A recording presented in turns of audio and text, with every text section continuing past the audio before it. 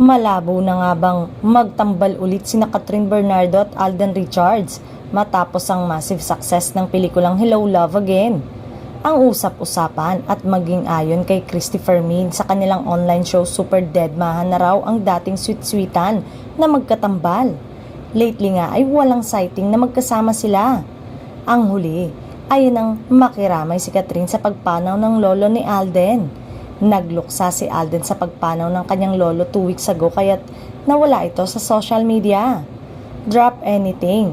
Walang makakapigil sa akin kahit sino when it comes to family.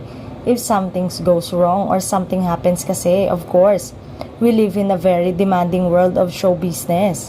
But iba kasing usapan pagpamilya na, sabi niya sa interview ng GMA News. Dahil kaya rito, wala nang pag-asang matuloy ang minamanifest na drama series nila na pwedeng collab ng ABS-CBN at GMA7. Isa nga, si GMA Network Senior Vice President Annette Gozon Valdez na nagpo-push sa Katden series pagkatapos ng Hello, Love Again na ngayon ay highest grossing local movie of all time.